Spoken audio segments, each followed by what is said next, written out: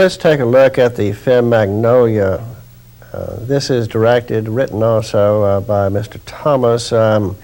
It stars Tom Cruise, Jason Robards, William H. Macy, Julianne Moore, Philip Seymour Hoffman, cast of many. This is a very long film. It's something like 2 3/4 hours. It is, I think, a rather tedious, boring film for the most part. It studies in a fragmentary way the lives of several characters who are loosely linked to a dying man played by Jason Robards, Big Earl Peacock, or to a TV program which he produces. All in all, it's often a downer. I saw people walking out of this particular film, particularly in the section dealing with Tom Cruise and his seminar, a satiric salient in this particular film. This film is unusual for Hollywood. They occasionally kick them out, but surely the shekel counters there realized this was not going to be a money maker. The film more or less gets going with a documentary style opening. We see a number of events which are far-fetched, amazing, not to be expected, believe it or not type scenes. We are later on to have this dovetail in the deep part of this film, and also as a recapitulation at the end of the film. We see Jason Robards' character almost entirely in bed. He is dying. His name, Big Earl Peacock. He is the father of the Tom Cruise character. The Tom Cruise character hates his father so much he won't use the same name. The reason is that Earl Peacock was an adulterous, philandering kind of guy throughout his life. He was married to Cruise's mother for at least 20 years, which included adulteries throughout. And when she contracted cancer at the end, he was not there for her, and Tom Cruise's character had to witness all of this, and it just engendered a great hatred for Peacock. Peacock's latest wife, Julianne Moore's character, is there. She's foul-mouthed, all pretty much this way, foul-mouthed. She is also expressing remorse. She's adulterous. She has two-timed her husband. Now she professes that at long last she finally loves him. Hard to believe. But people can convince themselves of such, and she may have, in fact, convinced herself. There is also a male nurse here in this particular film we see throughout, who seems often rather tearful. He seems to have a genuine affection for Peacock for some reason. It's not understandable to the audience. This guy, by the way, starred as the Freddie Mills character in The Talented Mr. Ridley. Now, the William H. Macy character is tied in because as a kid, he was one of the whizzes on the TV program produced by Big Earl Peacock. It has a title, something like "What Do Kids Know?" or something like this. He had won $100,000, was dubbed a genius, a kid genius, and all that. Seemed to have a promising future, but alas, he lost all his money. He blames it on other people. He is now working as a menial, clerical type, or sales type, retail sales, I think. And he's rather unhappy with his life. He doesn't see himself getting anywhere. He says, I used to be smart. I'm dumb now. I've lost it somehow or other. Words to this effect. He does not seem to have a high opinion of himself.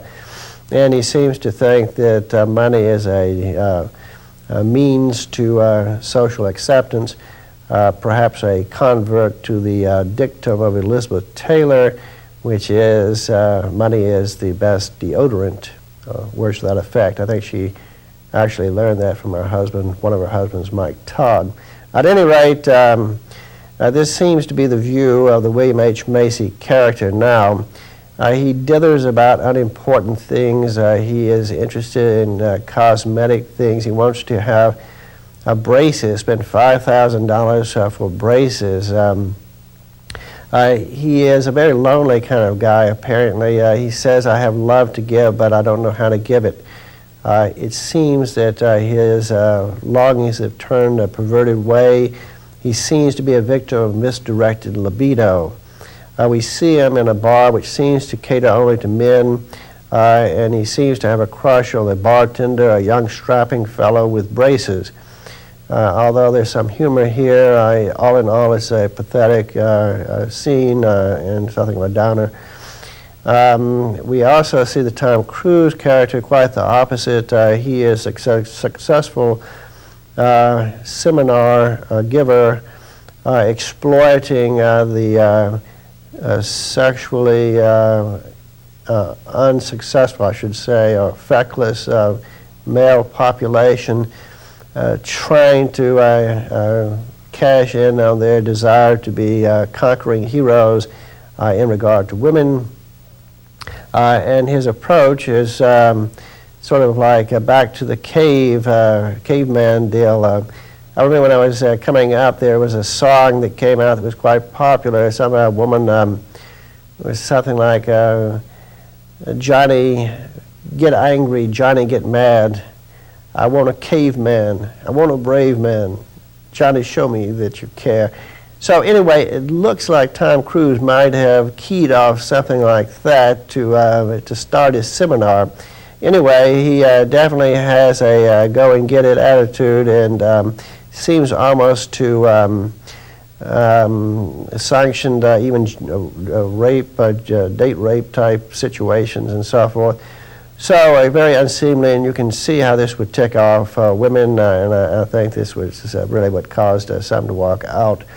At any rate, it is something that he's cashing in. He's doing well enough to have bodyguards. There's some atmosphere here of some part revival, part carnival freak show, and so forth. But he's quite pleased with it. He gives a kind of a raunchy, crude presentation, and seems quite happy with it. He himself is later, subsequently, more or less nailed by a woman journalist, TV journalist, or something of this sort, and shown not to be quite as powerful as he would have you believe. We also have in this as one of the characters followed, a kid on the program produced by Earl Peacock. What Do Kids Know? He's the reigning genius, kid genius. Seems to have a phenomenal knowledge. There are a couple of other kids who sort of support, but he seems to have all the answers.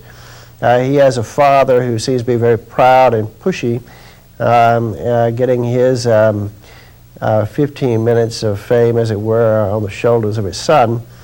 His hope for empowerment through the knowledge of his son, the specialness.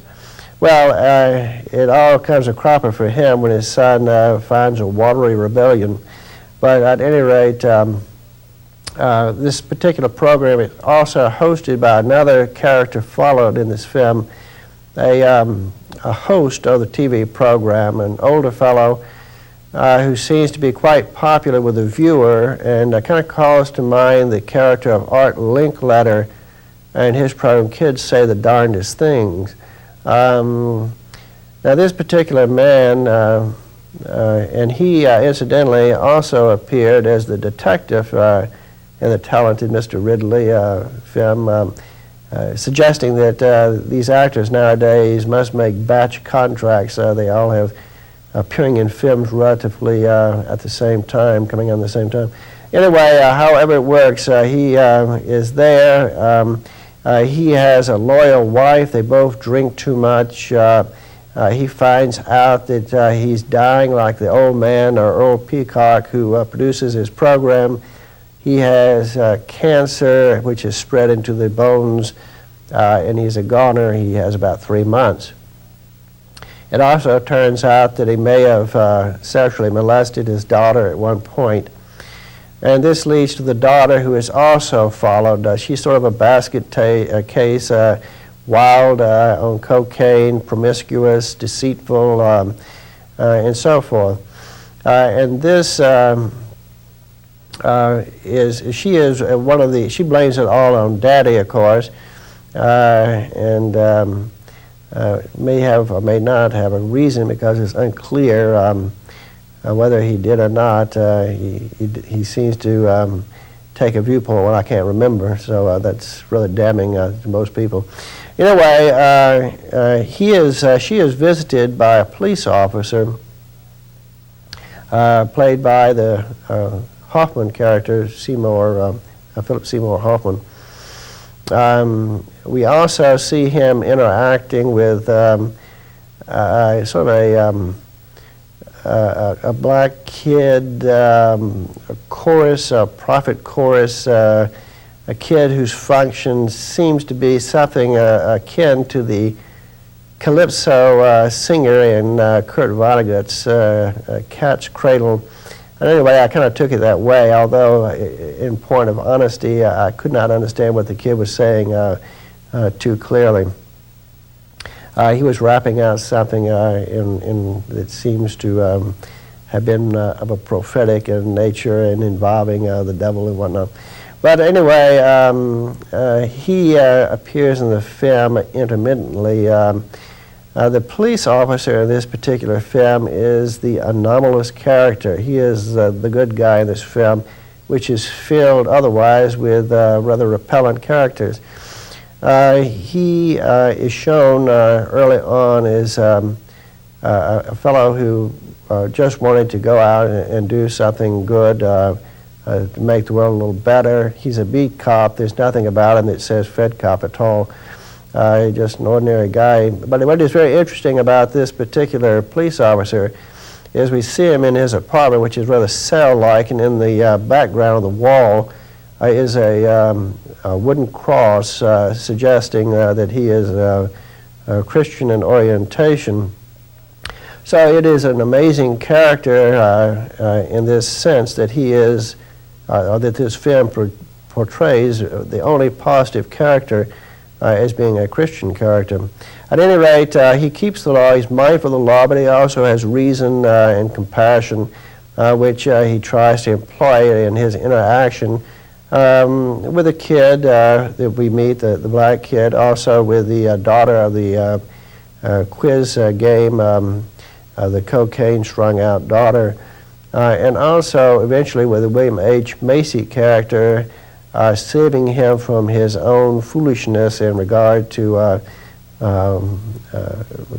performing a heist to get the money which he thinks will make him once more an attractive figure and powerful.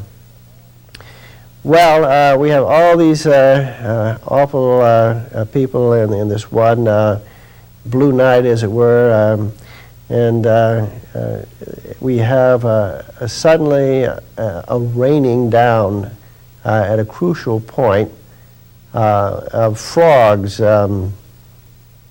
They fill the streets, they come on the roofs, they're everywhere, just a great thundering, pouring down a plague of frogs on this group, which changed the lives of some of these people who, at least in one instance, appear to be thinking of suicide and so forth. Well, it does give them a chance to think things out. It gives the police officer a chance to save William H. Macy's character from folly, perhaps to change for the better the daughter, and so forth.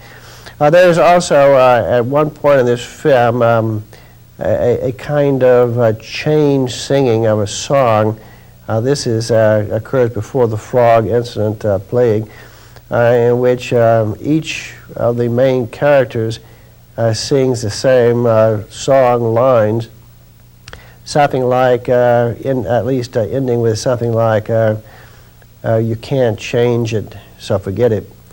But at any rate, this very long and mostly boring and mostly downer film is nevertheless brightened up by this one character played by Hoffman, who offers some promise, some hope, and it is also spiced up by these occasions of amazement, amazing events, and so forth. Don't recommend this film at all, but it is an unusual one, and people who have a taste for such things might consider it.